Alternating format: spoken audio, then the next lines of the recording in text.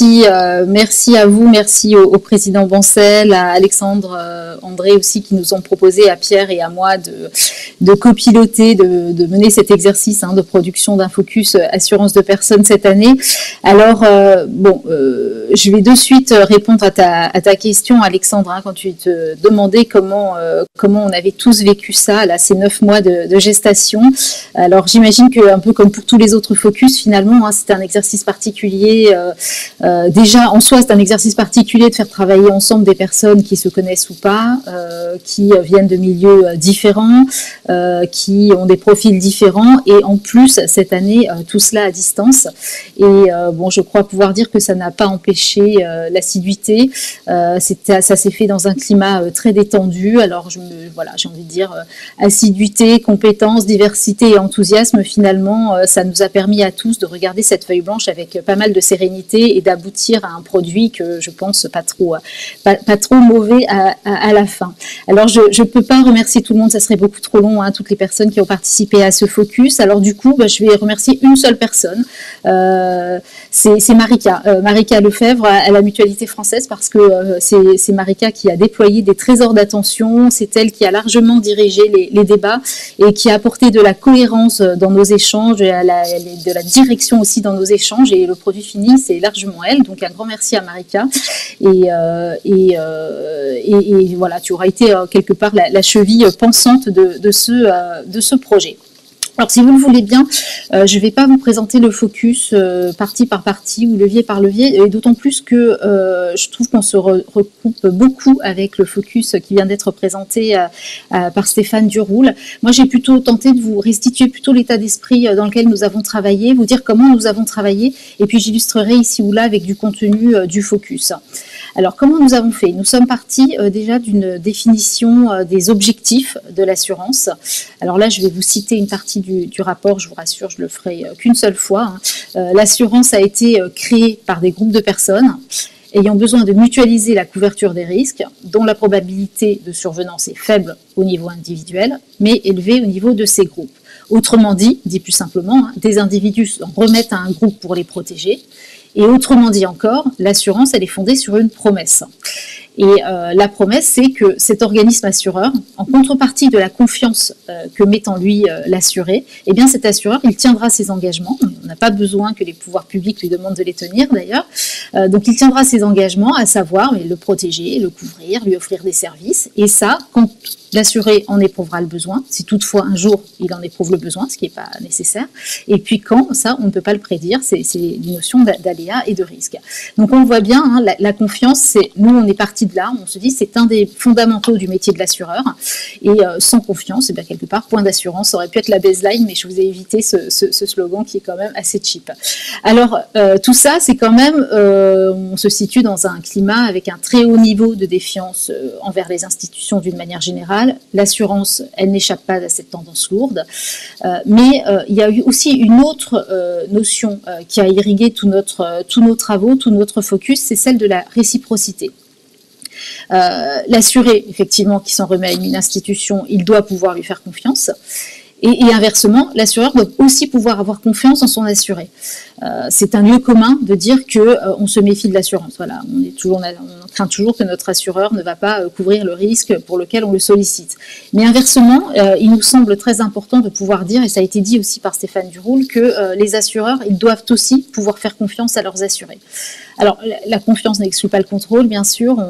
Le propos, c'est pas de dire que les assureurs ne doivent pas faire de contrôle, mais on est toujours dans la crainte de l'antisélection, on est toujours dans la crainte de la fausse déclaration, de la surdéclaration, et donc du coup, on a parfois des procédures un peu tatillonnes, tout un tas de procédures qui vont un peu empoisonner la vie des gens, à l'heure où, quelque part, on aimerait en 3 clics pouvoir adhérer, et en un seul quasiment, pouvoir déclarer un sinistre et se faire rembourser. Là, je pense notamment à la promesse d'un AssureTech bien connu, qui est peut-être pas d'ailleurs le bon exemple puisqu'il s'est retiré de l'assurance individuelle en santé, mais quand même, je pense qu'il faut qu'on ait à l'esprit, de manière assez présente, le fait qu'il faut qu'on trouve les moyens de réconcilier une aspiration assez lourde des Français à la simplicité, à l'immédiateté, et nos contraintes, nous, métiers d'assureurs, qui sont la gestion du risque. Alors, comment est-ce que nous avons travaillé? J'ai l'impression qu'on a un peu travaillé de la même façon que l'autre focus, c'est-à-dire qu'on ne s'est pas attardé plus que de raison à analyser les raisons de la défiance. On les a un peu pris comme un paramètre, une constante. On s'est plus attaché à rechercher des leviers pour créer de la confiance, une autre confiance, histoire un petit peu de rééquilibrer, de balancer. Et le maître mot dans tout cela, c'est celui de la transparence ou de la pédagogie. C'est-à-dire qu'on s'est dit qu'il fallait qu'on dise, nous, ce qu'on est. Donc on est de la pédagogie sur notre raison d'être. Alors cette expression elle est un peu galvaudée maintenant, mais vraiment sur nos missions, ce qui nous motive. On doit aussi dire ce qu'on fait, c'est-à-dire en quoi nous sommes utiles, et on doit aussi dire comment on le fait. Et là on s'est attaché à travailler sur des notions de proximité, de relation avec l'adhérent. Et on se dit que c'est en explicitant notre modèle économique, nos façons de travailler, nos contraintes, en faisant mieux connaître auprès des citoyens et des pouvoirs publics la culture du risque, en étant mieux compris, qu'on pourra inspirer de la confiance. L'exemple, par exemple, ce sont les données. Alors pourquoi, au sens vraiment pour quel objectif, pourquoi est-ce qu'on collecte des données et dans quel cadre? Et comment les collectons-nous aussi? Alors la donnée, elle est indispensable, on le sait, aux assureurs pour qu'ils puissent innover. Et d'un côté, les assurés, eux, ils doivent consentir à transmettre leurs données à leur assureur. Donc pour ça, il faut qu'ils soient rassurés sur les usages qu'on en fera et ils doivent aussi en retirer un bénéfice. Et donc avec les données, si on produit de nouveaux services, si on fait par exemple des actions de prévention qui seront innovantes, eh bien, quelque part, on va renouer avec cette fameuse promesse de l'assurance dont je parlais tout à l'heure. Le cadre juridique aussi. Le cadre juridique, il est très important. Et plutôt que on dit toujours que le cadre juridique, la réglementation, les contraintes, c'est enquiquinant. Nous, on se dit, il faut qu'on considère ce cadre juridique comme une aide pour établir la confiance. Et là aussi, les données, le cadre juridique de collecte et de valorisation des données, il est très rassurant en France.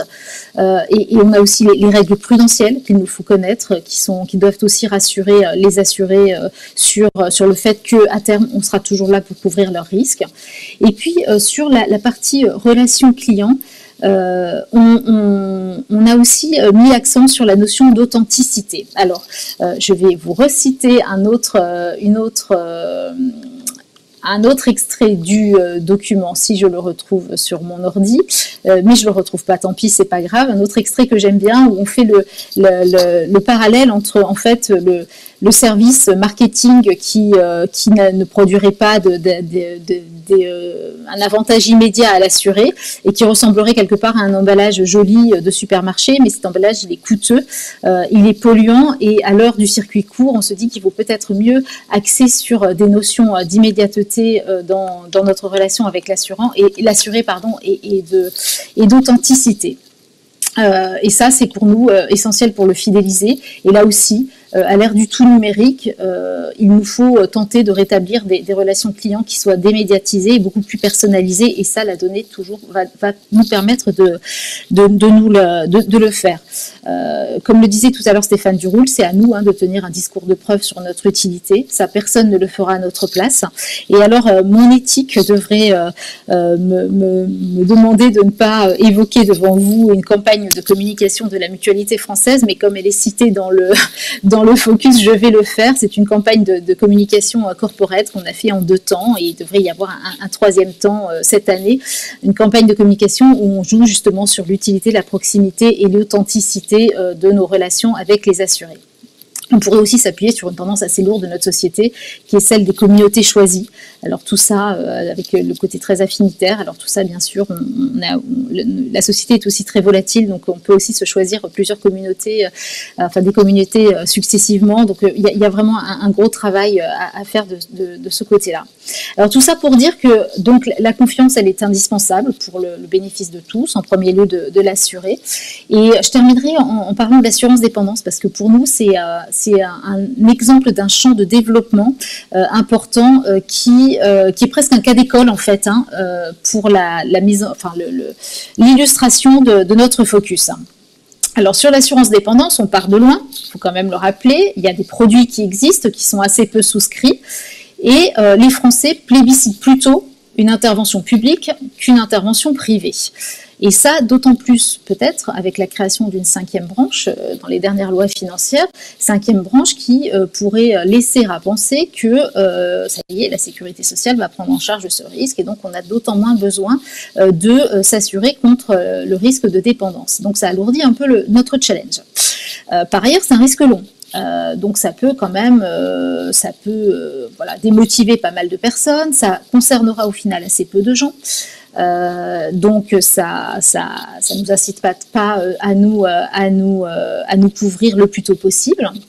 Et donc, on essaye de construire à plusieurs un produit d'assurance dépendance qui soit le plus mutualisé possible, le plus en amont possible, avec un partenariat, parce qu'on a appelé un partenariat public-privé, c'est censé rassurer, enfin c'est pas censé, mais ça doit rassurer les assurés sur nos intentions et sur la solidité, la pérennité de notre modèle. Et c'est là où on reboucle en fait avec les notions de pédagogie, de lisibilité. C'est là qu'on reboucle aussi sur l'obligation d'information sur le modèle économique. Effectivement, ça ne pourra fonctionner que si la couverture est universalisée, et aussi la transparence sur les services. Et si en plus, au-delà du versement d'une seule rente, on pouvait assortir cette assurance dépendance de services bien en amont de la survenance du risque, alors là on améliorera la qualité de vie, on retardera la survenance du risque, et là je pense qu'on aura largement renoué avec la promesse de l'assurance dont je parlais tout à l'heure. Voilà. Alors je suis désolée, j'ai été très rapide, je peux pas rester longtemps avec vous, c'est bien dommage, je m'en excuse, et je laisserai donc Pierre Mailleur, le copilote de ce focus, poursuivre avec vous. Merci beaucoup.